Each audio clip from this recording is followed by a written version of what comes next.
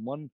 We have a case right now. In fact, I think it's coming up to bat on Friday, where the major asset owner is already in his 80s. And his estate is quite significant. He's too old to get insurance. It's not going to work. But he's got a significant other who's quite a bit younger. We are going to insure her so that we can replace assets for his daughters and leave a significant portion of those assets to the significant other. So, there's ways to work around those things, Stuart. It's just every case has got its challenges, and it's our job to find a way to overcome the challenges. Yeah. Let's start off the show, and just about every show, talking about this team-based approach, right? We have at the core, we have RIAs, which are wealth advisors working with CPAs, and the CPAs are often the most trusted advisor, and then we bring in other professionals such as yourself. Can you talk to us about that team-based approach and how you've seen that change over the year and the value within it? Well, we are always part of a team. So Craig and I both believe in something called radical collaboration.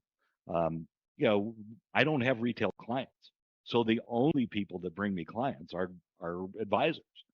So I know how to play in the sandbox. I know what my role is. We have to often spirit the advisory team away from trying to make a quick sale and letting them ride with the process so that the process can develop. Because quite honestly, first of all, planning for high net worth people is different than planning for the corporate executive or the guy who owns the hardware store down the street. You do different things, and it requires a lot more patience and a lot more planning. And you just have to let the plan develop as it will, so that you can maximize the value to the client, which, by the way, maximizes the value to the team. I mean, we do this because we love it, but it also, it pays well. We can all make a lot of money. And maybe that's forbidden to say on this podcast. I don't know why it would be, but if you're patient, the implementation phase of the plan can be much more lucrative. And with some of the philanthropic tools we use, we can keep money around for 2 or 3 or 4 or 5 generations, which means the RIAs have sticky assets, right? They have more money to manage. If we reduce taxes and keep more money in the family, and we take illiquid assets and make them liquid, and we create liquidity through life insurance, there's a bigger pot. Yeah, that sounds great to us. And I think this field, when I first got into this kind of field of money management, it was the first time that people outwardly discussed making money. Like, it was always taboo in every other industry, but in the finance industry, it's like, okay, how are we adding value? How are we making money? How are we making it? So I don't think it's taboo here at all. We have to add value to every engagement. We have to be great teammates. We have to involve everybody on the team in their thought process. We have to see where the stopping points are, what's holding things up, who's going to do what, who's going to communicate what to the client. All of those things are vital to the success of the team. And again, many advisors aren't used to that environment. They're used to being lone wolves. They want to go solve a problem. They want to go sell the opportunity zone or the oil and gas deal or whatever is the hot commodity of the day. And we always want to say, let's back up. Let's just slow down. Let's really drill down into what's going on here. Let's find out, what's happening in the client's life and solve the big problems. Yeah. The thought comes to mind is, everybody's trying to be an expert in the area. And then one of our catchphrases I think you've seen was like the Michael Jordan struggled in baseball, right? I might be super smart, really good at what I do. My lane might be right there, but I shift over here, I'm just not going to be I don't care how smart I am, I'm just not going to be as good as the guy who grew up doing that work.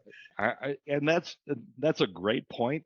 And one of the things I have to say is, I think a lot of advisors are somewhat intimidated by high net worth families because they've been so successful.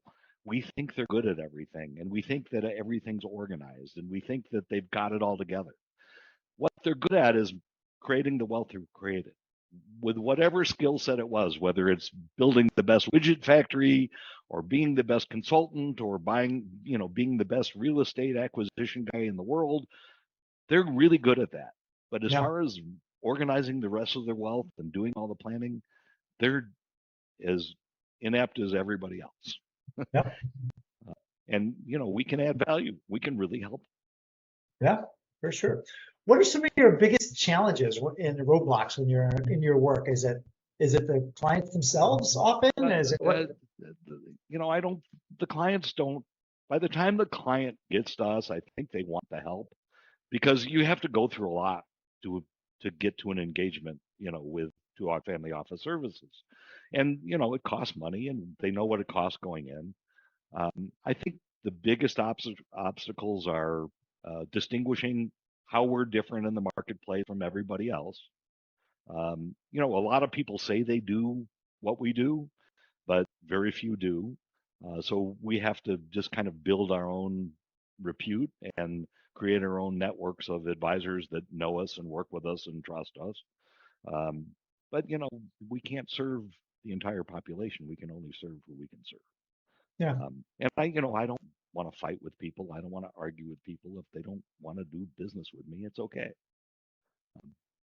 So let's get into that a little bit. I mean, we're actually kind of probably winding down, but let's talk about your distinctions and the differences and how you're different from a normal estate planner. Well, again, I think our approach has always been leading by design.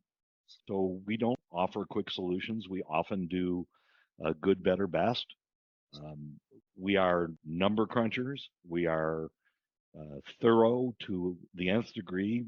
Craig's background as an attorney gives us an incredible depth of knowledge in every possible situation we could run into. Between his experience and my experience, we just have we have a pretty deep bench, and I think that sets us apart. And we're not in a hurry. We always take the deliberate, decided approach. Sure, if someone's got a business sale coming up and it's happening in 8 weeks, and we need to get parachuted in and fix a problem, we do that. We know how to prioritize the work that needs to be done and get it done efficiently and effectively in a way I don't think a lot of other people do, Stuart. What's kind of that optimal time? You hear about this, hey, I already signed a letter of intent. Oh, well, a signed letter of intent is not a deal killer. A binding letter of intent is. So, we have to get people to take their foot off the gas. And by the way, even those deals where they say they're going to close in 4 weeks usually don't. There's always something gets pushed back. There's always a stumbling block. My answer is the sooner the better. We've hit a couple of them where there's 30 days left, and hey, it's an emergency. Can you help? Well, sure. we help. So Randy, when's an optimal time? Obviously, hey, I'm thinking about selling my business in 10 years.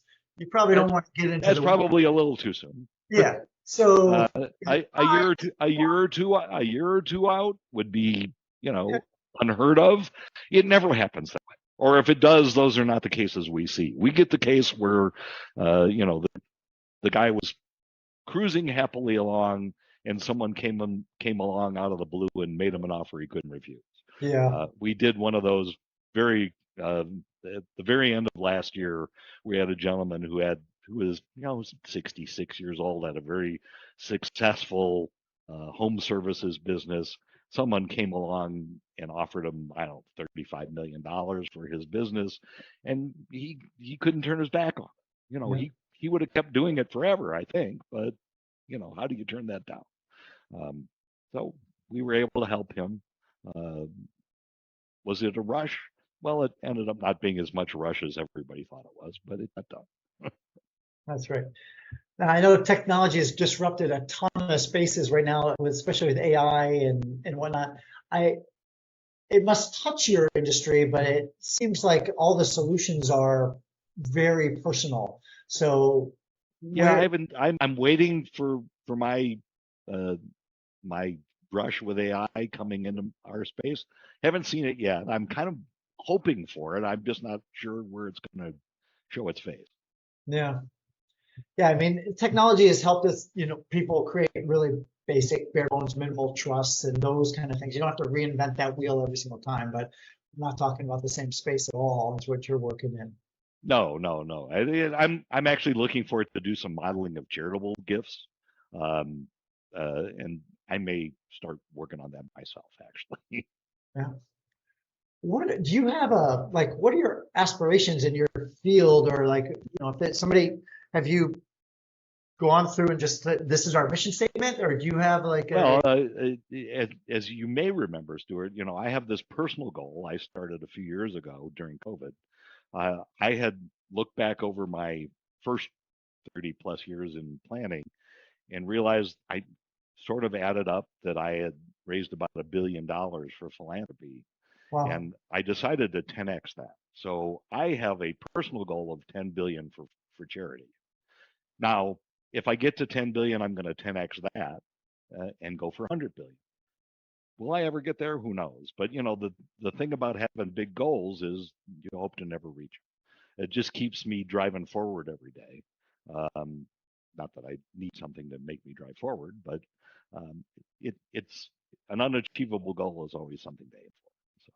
So but yeah, I love that. I love that, the tax goal. And we always look at, there's a book, Dan Sullivan, that says 10x is easier than 2x, right? And I got my inspiration from Dan Sullivan's 10x talks. Actually, yeah, I was sitting here during COVID going, yeah, I don't want to 10x my business. I mean, I don't want to have 10, 20 people working for me and be a plan mill and all that, and then all those people to supervise. What do I want to 10x?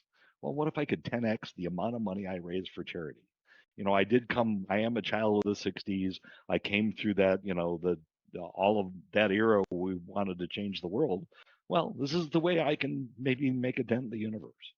Um, Actually, my goal is to change the way planning is done in this country because I don't think there's a lot of planning being done. I think there's a lot of selling being done, and that disturbs me. yeah. Well, I think that's a great place to leave it. I mean, that's a really fantastic, inspirational place. I feel very similar. I always wanted to, keep our area more accountable for what we did, and I think those are great aspirational goals. So, Randy, it's been awesome having you on the show. It's been an absolute pleasure. I'm looking forward to seeing you in San Diego. Can you tell the audience how to get a hold of you? So the company is Two Hawks Family Office Services. By the time this gets broadcast, the website will be up, um, and all of our contact information is on there. Otherwise, you can send an email to Randy at twohawksfos.com. Couldn't spell it all out; it was too long. Um, those are probably the best ways, Stuart. All right, sounds great. And I can be reached at kruseassetmanagement.com or Stuart at kruseassetmanagement.com. That's Kruse, or at LinkedIn at Kruse AM. And we also have a YouTube channel at Kruse AM. So you're watching Money Talk Viewpoint, the financial educational podcast for the high net worth and family office space. If you're interested in becoming a guest on the show, please reach out.